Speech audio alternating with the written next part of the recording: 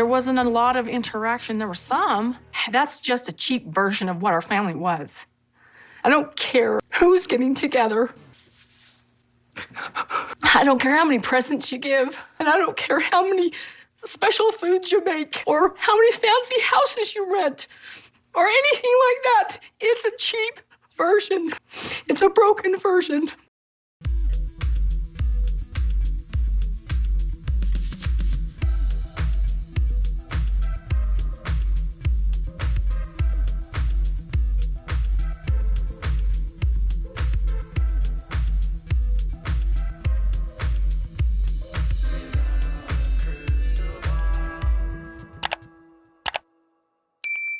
Hey friends, it's Katie from Without a Crystal Ball. Welcome back to my channel. It is Monday, September 18th, 2023, and I hope you're having a wonderful day.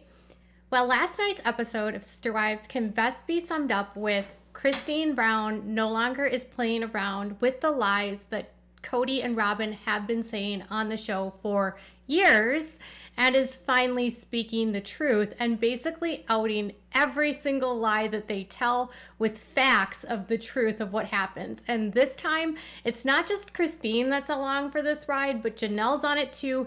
And Mary finally broke from the hold that Cody and Robyn have on her. And it was clear in last night's episode that Mary has finally hit a crossroads. She is ready to leave, and she is pretty much done with Robyn's games and playing with not understanding why the family blew up. I know. So last night, I felt like, when you cover a show like I do, and a lot of the things that we say as fans, like when you're watching it at home, if you yell at the TV and you're like, no, I know that's a lie, or this or that, or we've always said things like, Cody's always with Robyn, Cody favorites Robyn, Cody was always at Robyn's house. All those little details that we noticed, that was all confirmed last night. And while they've alluded to it in the past, it was so much more clear about what happened. On top of that, when Robyn was trying to deflect about Christmas and why the family was separated, Christine reminded everyone about the text thread and was like, no, we weren't together because Robyn made it clear in the family text thread that she didn't want to be a part of the family anymore. So while Robyn was crying and sobbing about the family being blown to smithereens, Christine was bringing in all kinds of facts. And I was like, oh, finally some clarity here. The bulk of the episode, there was two parallel conversations that were happening, but it was two separate people. So there was Christine and Janelle and Savannah on one side, and then there was Mary and Robyn on another side, and then Cody was just like overlaying it. In fact, there was very little, I don't think, of any actual video in this episode of Cody doing anything at all. Cody was like a talking head in this episode. He wasn't in any of the scenes. The first section of the episode was basically like Christine going over to Janelle's house to bring a beanbag over to her apartment. Then the other part of the episode was the other parallel conversation included Mary and Robyn having yet again another conversation about Christine. Again, trying to figure out what happened to the family. Why did the family blow up? What happened? What's this? What's that? And then there was a blip at the end where they talked about Christine's birthday party and who they were going to invite to Christine's birthday party. Really, that was about it.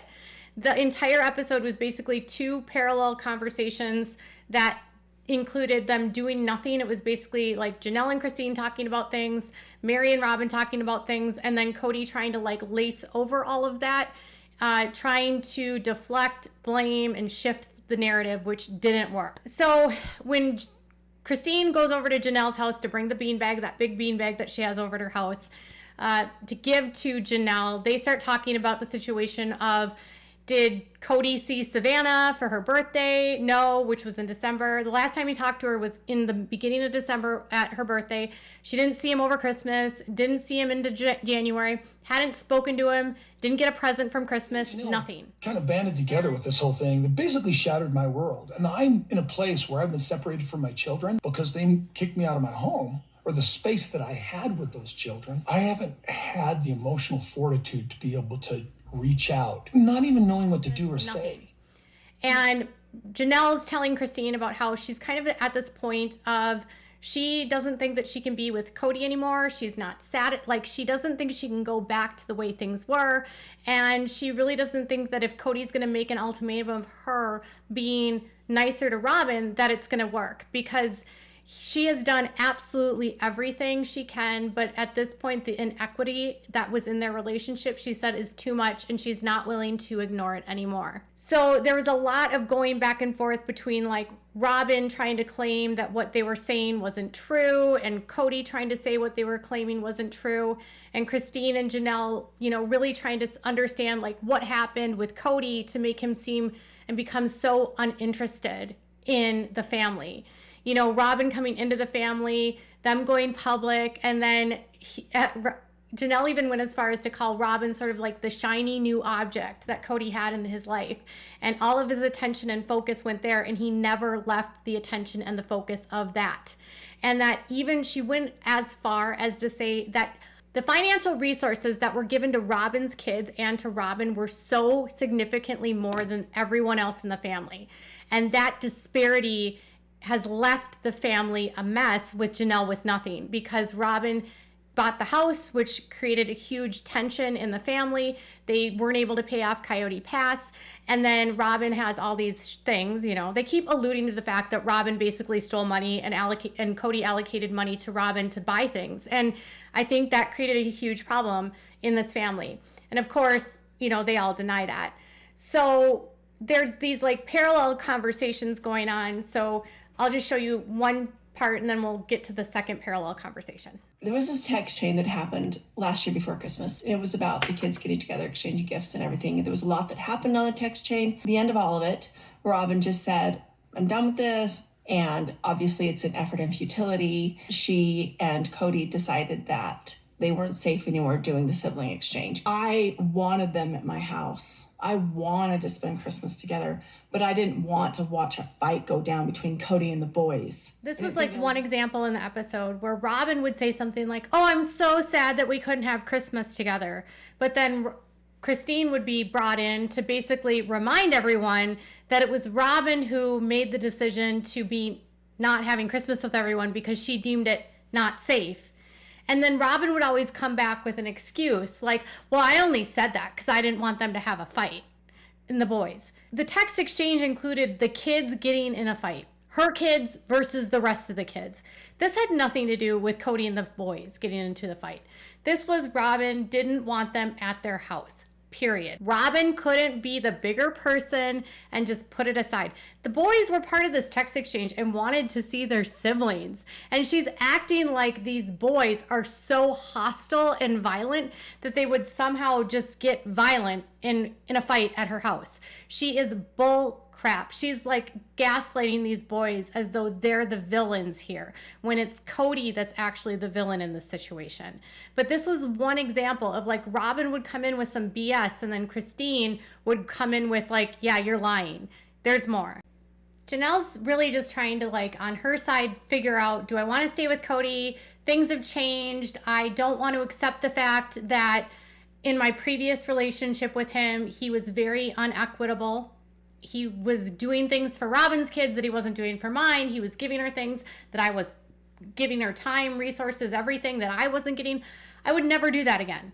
And so if it would stay the same, I want nothing to do with that, And Christine's like, you should move to Utah. And she's like, no, I'm not going to do that. I mean, she can't right now, right? Because she's got Savannah. And then there's anger about how he treated Savannah. There's anger about how he's just in general been so angry and frustrated and doesn't care anymore. There's Cody trying to interlace over all of this, acting like the women are just comparing and there's, they're remembering things differently. There's discussions about the family from years ago and why it worked then and why it doesn't work now. And that's kind of where Janelle brought up the fact that Cody had a shiny new object. Yeah, Janelle. And that was Robyn. There's a point in time where Robyn brings up the fact that they had Christmas with Isabel and Truly and McKelty at her house with Cody. And Mary's like, oh, I didn't know that. And Mary, who'd always been close to Isabel, seemed to be kind of upset by that. And then she was almost upset at Robyn for even bringing it up. Like, why are you telling me about this? I wasn't invited. then Robyn tries to play it off like, oh, I didn't know that. It wasn't my choice. Robyn does that all the time. She is so mean. Like, she'll intentionally do things to hurt people and then pretend like she had no choice in all of it. It's very tiring. It's tiresome. You know, the more you go into and weave through this, you realize that for years and years and years, all of them were lying on the show. All of them. They were all playing a role and all pretending like this was one big happy family. And the behind the scenes, it wasn't like that at all. And Robyn is the only one, and Cody, that still want to pretend like the public hasn't seen what happened. And they want to act like all of this leaving and this family blowing up is somehow a surprise. And Cody's acting like he just started giving more attention to Robyn, and he's gaslighting the women into believing that their complaints about Robyn and him spending all this time together has only been recently. It wasn't before. And it's shocking because it's like, we've all seen this, Cody. We've all been seeing this. And it even gets to a point where, you know, Robyn starts like blubbering like an idiot, and Christine and Janelle are just like done with it because they flat out admit that when they were in Vegas, Cody was never at their house, ever. That he would come over at 5 and 6 o'clock at the night, and then he would go to Robyn's all day long. And then he would, on weekends, show up at their house 5, 6 o'clock at night, be there for a few hours, sleep, go home, go back to Robyn's. Cody's explanation is, Robyn made an office there for me, so it was a place where I could work. I wasn't with her when I was at my house. That's wrong. And then Robyn pretending like, I never saw Cody. I don't know what they're talking about. And Robyn for the whole time pretending like she never saw Cody. It was like she's lying. My kids struggled like crazy, feeling like Cody wasn't around. Come over like at 5 or 6 in the evening, and he'd come and spend time. Even on the weekends, he would only be there at 5 or 6 in the evening. And she'd just be like, he's not here. And he'd be like, I don't know what you're talking about. I'm over at your house equally. And it's like, no, you're not. No, you're not.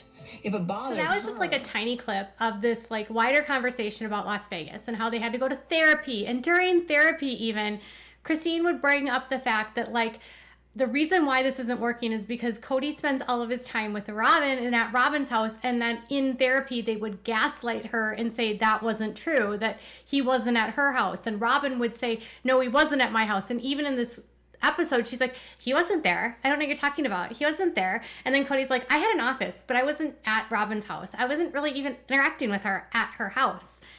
So you just start to realize that all of these rumors that we have heard for such a long time about this family in regards to Robyn always, you know, having Cody over at her house and all of the front hunging they were doing and how he was never around. And it was like he was involved in a relationship with these women, but it was like ex-wives living on the same block as him. They were true.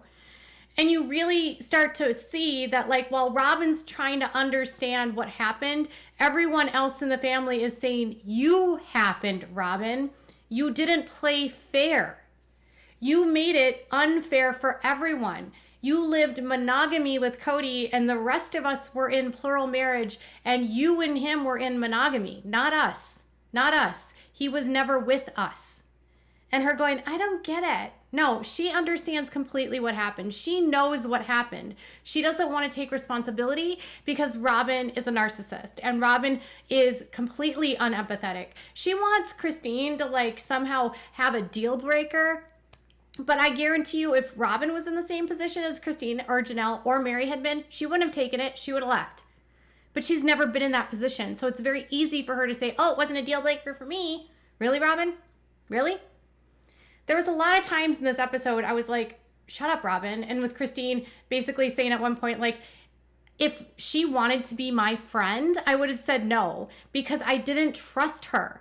How do you trust someone that lies to your face? How do you trust someone that comes into a family and puts in all these other obstacles around you and makes you feel like you're the crazy one and that you're telling her something and she's acting like she's clueless? She's not a trustworthy person. She's conniving. She's manipulative. She's a gaslighter. Who had a great relationship with Robyn for years, yet he wasn't attracted to her? Oh yeah, that'd be Mary. He's full of I'm sorry. That's ridiculous. Robyn's belief of unless there was a real deal breaker, that doesn't matter. what Robyn's belief doesn't matter in this situation. My husband has a place that he goes because it's easier. He's respected.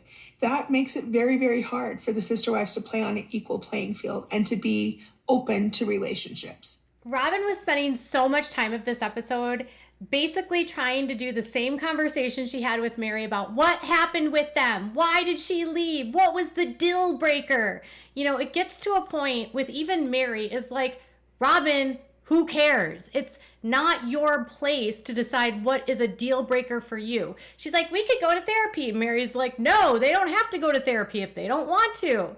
Like, even though it's happened, she still is trying to find someone else to blame for it that isn't her. Robyn is so racked with guilt because she knows she is the cause of this. And this to me is not about Robyn. This is about Robyn trying to find a way to bash Christine on the show, try to cast doubt into the audience to make the audience think that it was Christine that was the one that was too entitled, that got all the Christmas gifts, that got all the time with Cody. Like, Robyn and Cody spent the bulk of this episode trying to paint Christine as the lying, entitled sister wife that got all of the time, all of the money, all of the resources. But they were projecting that because that's what Robyn got, and not Christine, Mary, or Janelle would go along with that narrative. And so it blows up. And Robyn is so manipulative that she's like, I'm only asking Mary because I can't ask Christine. Robyn is so mad at Christine because Christine said she didn't want anything to do with her. And she is injured. She is a narcissist that is injured. And she is going to take out everything that she can to make Christine's life hell. And she's going to smear her publicly and privately, and she's going to run to the tabloids and tell them terrible things about Christine. And it won't matter because the fans have all seen it. And even Mary just gets to the point where, like, I can't do this anymore. Like, Robyn, it doesn't matter. Robyn, it doesn't matter. Your opinion doesn't matter. It just feels like this is Robyn trying to make this about everyone else but her. And sometimes you just have to take responsibility. Would it be that hard? I don't care what anybody else is doing. That's just a cheap version of what our family was. I don't care who's getting together. I don't care how many presents you give. And I don't care how many special foods you make or how many fancy houses you rent or anything like that. It's a cheap version. It's a broken version.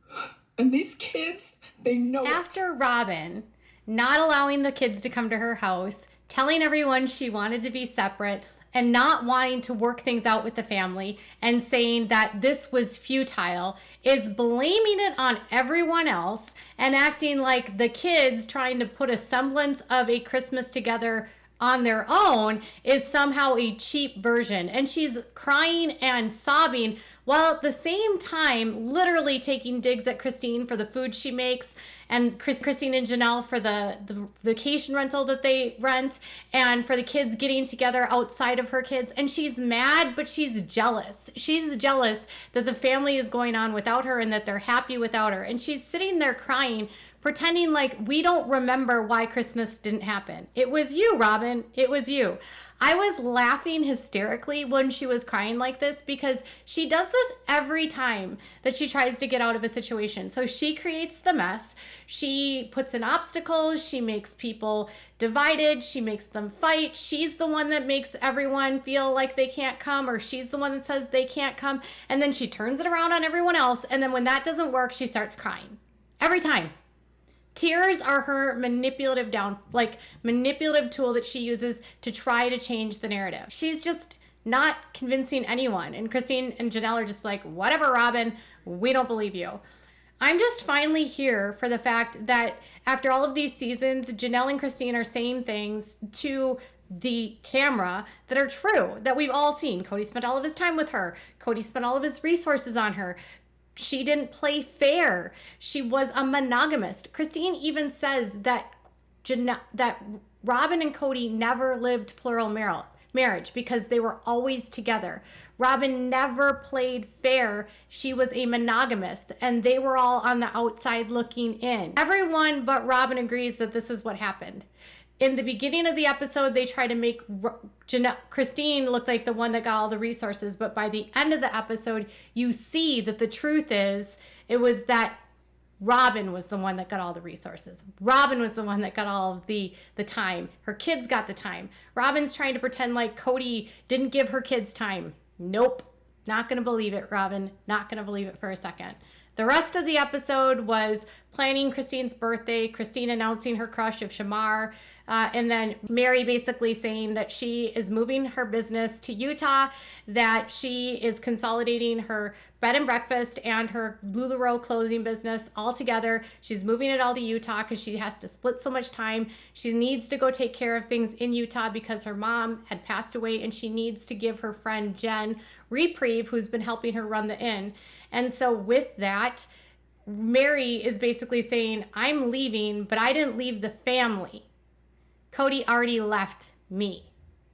And she's going to tell Robyn, because Robyn's probably the only one that cares. She doesn't even care to tell Cody because she said that Cody probably doesn't care, and that the rest of them would probably be like, bye, bitches. So that was the rest of the episode. But this episode was clearly Robyn getting called out and Robyn histrionics not working to convince anyone.